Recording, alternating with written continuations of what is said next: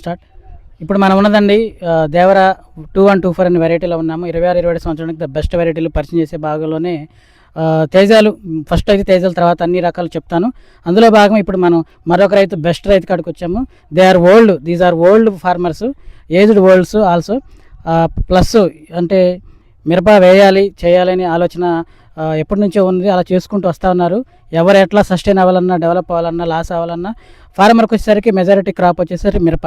So ఇప్పుడు నేను చెప్పొచ్చేది ఏంటంటే, మీరు అడుగుతున్నారు 45 టైటిల్ కూడా చాలామంది అడిగి 40 అంటే అంతే. 26-27 సంవత్సర కాలానికి సింప్లిఫై ఫార్మర్స్కి, మీడియం ఫార్మర్స్కి 32-35, టాప్ ఫార్మర్స్కి 42-45 క్వింటాల వరకు తీసుకురాగలి బెస్ట్ వెరైటీలు నేను చెప్తాను. గత అంటే ఇప్పటి వరకు మనకు 30-25 ఇప్పటిదాకా చూసాం. బట్ ఎప్పటికప్పుడు సంవత్సరాలు మారుతున్న కొద్దీ వెరైటీలు అప్డేట్లు అవుతూ ఉంటాయి, అంటే ఇంప్రూవ్మెంట్ వస్తూ ఉంటుంది. ఇంప్రూవ్మెంట్ వెరైటీలు మీకు పరిచయం చేయడం బాధ్యత నాది యూట్యూబ్ ఛానల్గా.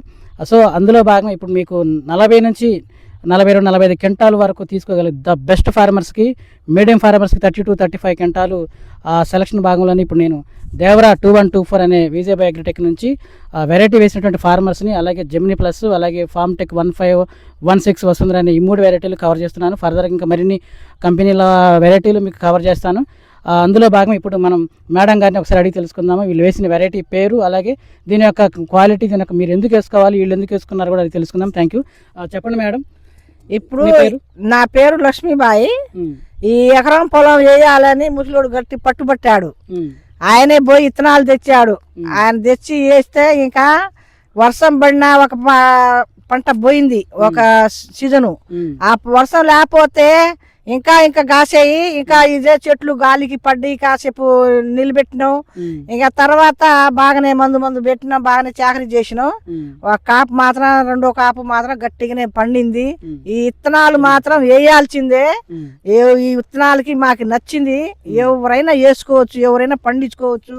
ఈ ఇత్తనాలు వేస్తే మాత్రం బాగుపడతారు జనము.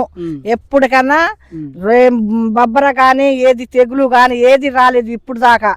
బాగానే మంచిగానే కాసినాయి, బాగానే ఉంది. ఒక కోత కోసినాం, ఇంకా రెండో కోత మీద ఇంకా అట్నే ఉంది తోట. ఇక మేము కూడా మళ్ళీ ముందుకు ఇదే ఇత్తనాలు కావాలని మేము కోరుకుంటున్నాము. మళ్ళీ ఇదే ఇత్తనాలు వేయాలి, మళ్ళీ వచ్చే సంవత్సరం కూడా వేసుకోవాలని మా కోరిక ఉంది. ఇంకా అంతవరకు బాగానే ఉందయ్యా, దేవుడి దయాల, మీ కొట్టు దయాల, మీరు ఇత్తనాలు ఇచ్చిన వాళ్ళకి నమస్కారం. మేము కొద్దిగా ముసలోళ్ళం ఇద్దరము చాకరీ చేసుకున్నాం. దేవుడి దయాల మాకు దేవుడు చూశాడేమో, బాగానే కాసింది, బాగానే పండింది అయ్యా. మాకు ఇత్తనాలు బాగానే ఇచ్చారు కొట్టోళ్ళు.